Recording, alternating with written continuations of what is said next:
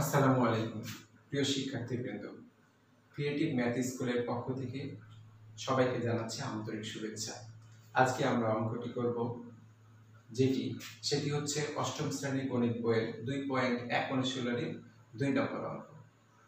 অঙ্কটি করার আগে আমাদের অঙ্কে যে প্রশ্নটি আছে সেটি অবশ্যই বুঝে নেব। অঙ্ক বুঝতে প্রশ্নটি যদি না বুঝি তাহলে কিন্তু অঙ্ক আমরা মোটেও বুঝতে পারবো না। সুতরাং আমরা বোঝার চেষ্টা করি। একজন দোকানদার কিছু ডাল 2375 টাকায় বিক্রয় করায় তার 5% ক্ষতি হলো। আবার করি, একজন দোকানদার কিছু ডাল 2375 টাকায় বিক্রয় করায় তার 5% ক্ষতি হলো। তার মানে এটা কি মূল্য? বিক্রয় মূল্য, এবং এই টাকাতে বিক্রয় করায় তার 5% ক্ষতি হয়েছে। আমরা কি জানি না? ক্রয় মূল্য জানি না। ওই ডাল কত টাকায় বিক্রয় করলে তা 6% লাভ হতো। তা আমরা এখানে দেখো, ওই ডাল কত টাকায় বিক্রয় করলে হচ্ছে, কত টাকায় বিক্রি করলে মানে বিক্রয় মূল্যটা চেয়েছি আমাদের, তার 6% লাভ হতো।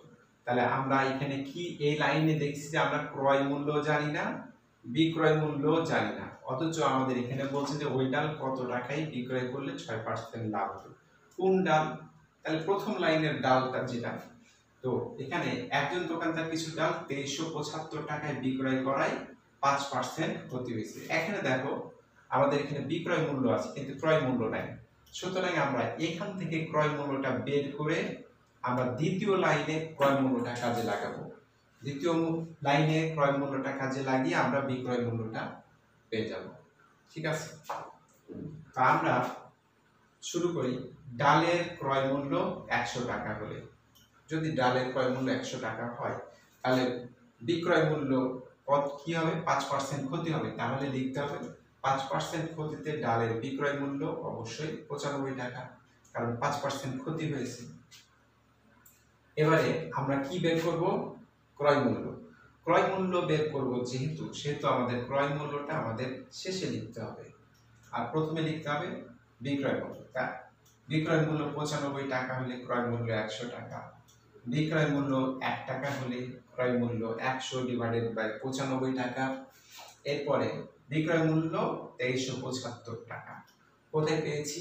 আমরা এখানে 2375 টাকা, এটা কিন্তু বিক্রয় মূল্য ছিল, ক্রয় মূল্য ছিল না। সুতরাং আমরা 2375 টাকা যদি বিক্রয় মূল্য হয় তাহলে ক্রয় মূল্য হবে কত? 100 গুণিত 2375/95। এখানে ক্যালকুলেশন করলে আমরা 2500 টাকা পাই। এই যে 2500 টাকাটা পেলাম সেটাই হচ্ছে ক্রয় মূল্য। তাহলে আমরা ক্রয় মূল্য পেয়ে গেলাম।